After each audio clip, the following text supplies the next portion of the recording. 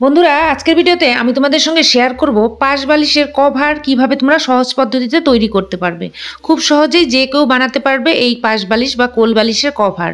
বন্ধুরা দেখো, আমি এই কোল বালিশের কভারটা তৈরি করেছি, আর এই কোল বালিশের কভারটা আমি তৈরি করলাম মাত্র 10 মিনিটে। চলো দেখে নেওয়া যাক।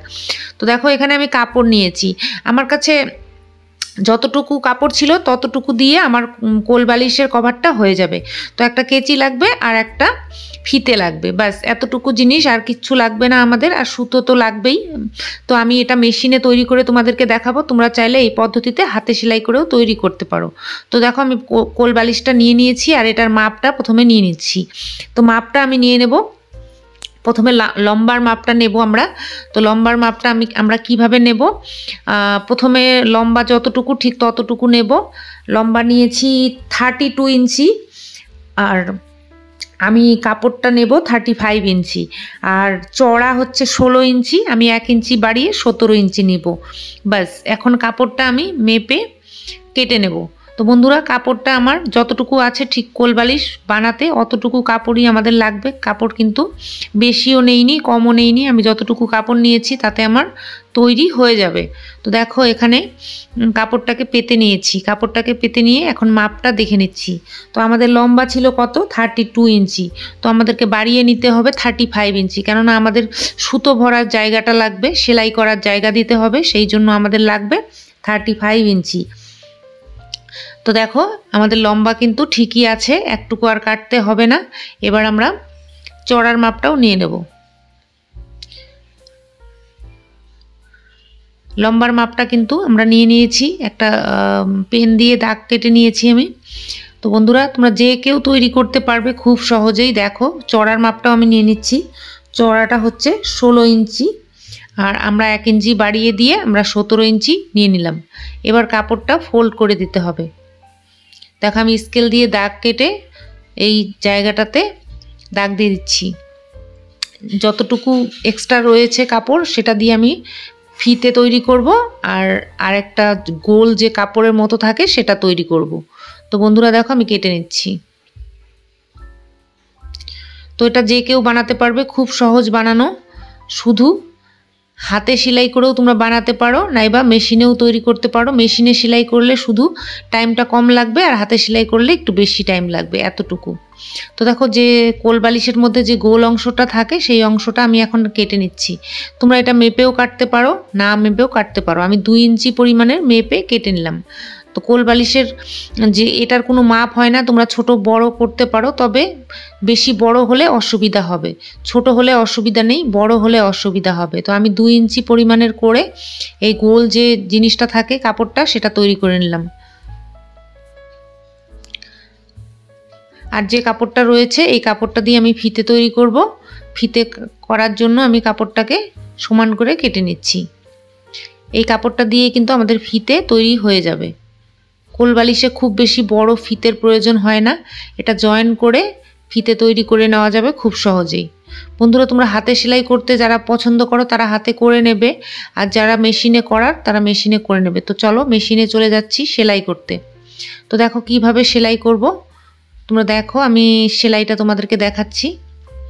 প্রথমে আমরা কি করব, ভাঁজ করে নেব, লম্বালম্বি ভাঁজ করে নেব।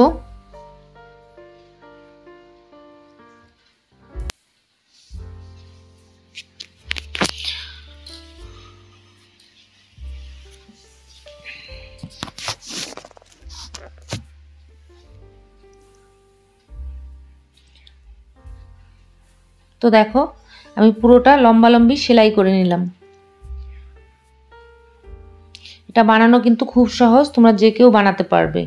লম্বালম্বি ভাঁজটা দিয়ে নিলাম। আমি ডবল সেলাইটা দিয়ে নিচ্ছি। আমি ডবল সেলাই দিয়ে দিয়েছি। তো অবশ্যই সেলাই করার সময় ডবল সেলাই দেবে, তাহলে জিনিসটা টেকসই হবে। এখন দেখো, এই সাইডটা আমরা কি করব, মুড়ে দেব, কেননা ফিতের ঘরটা তৈরি করতে হবে। ফিতের ঘর তৈরি করার জন্য এই সাইডটা মুড়ে দেব, আর একটা জায়গা রাখবো বাকি, যে জায়গাটা দিয়ে আমরা ফিতে পরাবো। তো দেখো, আমি কিভাবে মুড়িয়ে সেলাই করছি দেখে নাও। তোমরা এইভাবে হাতেও সেলাই করতে পারবে। তো জায়গাটাকে মুড়িয়ে দিয়ে ফিতের ঘর তৈরি করছি।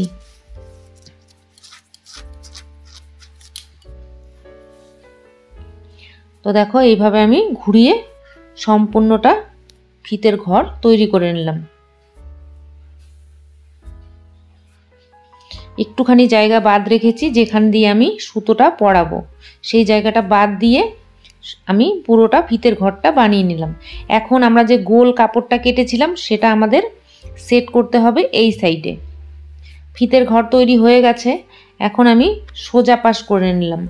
এখন আমাদেরকে কুচি দিয়ে দিয়ে সেই গোল কাপড়টাকে আমাদেরকে বসাতে হবে।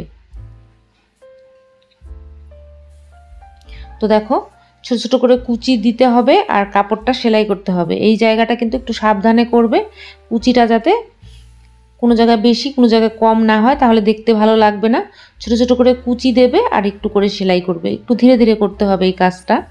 কোল বালিশ বানানো কোনো কঠিন কাজ নয়। কোল বালিশ বানানো বা পাশ বালিশ বানানো খুব সহজ কাজ, কিন্তু একটু ধৈর্য ধরে করতে হবে, খুব সহজেই তোমরা তৈরি করে নিতে পারবে। তো দেখো আমি ডবল সেলাই দিয়ে নিলাম, আমার সেলাই করা হয়ে গেছে।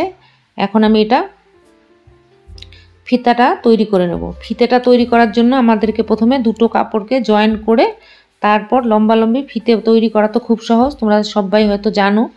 আমি এই ভিডিওটা নতুনদের জন্য শেয়ার করছি, নতুন যারা তাদের জন্য শেয়ার করছি। আর যারা সবসময় তৈরি করো তারা তো জানোই, তাদের জন্য নয়, যারা নতুন প্রথম সেলাই করছে তাদের জন্য আমি ভিডিওটা শেয়ার করলাম। বন্ধুরা তোমাদের যদি ভালো লাগে অবশ্যই ভিডিওতে একটা লাইক করে দেবে। চ্যানেলে যদি নতুন হয়ে থাকো অবশ্যই আমার চ্যানেলটাকে সাবস্ক্রাইব করে রাখবে। আর ভিডিওগুলো কেমন লাগছে অবশ্যই কমেন্ট করে আমাকে জানিও। আমার চ্যানেলে অনেক ধরনের ভিডিও রয়েছে, তোমাদের কোন ধরনের ভিডিও দেখার ইচ্ছা সেটাও আমাকে কমেন্ট করে জানাতে পারো, আমি সেই ধরনের ভিডিও তোমাদের সঙ্গে শেয়ার করব। তো দেখো আমার ফিতে কিন্তু তৈরি হয়ে গেছে, আমি ডবল সেলাই দিয়ে নিলাম, ফিতেটাও তৈরি হয়ে গেছে। এখন আমি তোমাদেরকে ফিতেটা পরিয়ে কোল বালিশটা পুরোপুরি রেডি করে দেখাচ্ছি। দেখো ফিতেটা পরিয়ে নেব, একটা সেফটি পিনের সাহায্যে ফিতেটাকে পরিয়ে নেবে। তো দেখো আমি 10 মিনিটেই কিন্তু সেলাই করে নিলাম কোল বালিশ। আর তোমরা যদি হাতে সেলাই করো হার্ডলি আধ ঘন্টা সময় লাগবে। তো বন্ধুরা তোমরা যখন তখন ঘরে সেলাই করে নিতে পারো কোল বালিশের কভার বা পাশ বালিশের কভার। তো দেখো আমার এটা ফিতা পরানো হয়ে গেছে, এখন আমি কোল বালিশটা পরিয়ে তোমাদেরকে দেখাচ্ছি যে কত সুন্দর হয়েছে কোল বালিশের কভারটা। আর অল্প কাপড় দিয়ে তৈরি হয়ে যায়, খুব বেশি কাপড় লাগে না। আর কুচিটা দেখো ছোট ছোট করে কুচি দিয়েছি, দেখতে কিন্তু সুন্দর লাগছে। আমি এখন পরিয়ে তোমাদেরকে দেখাচ্ছি।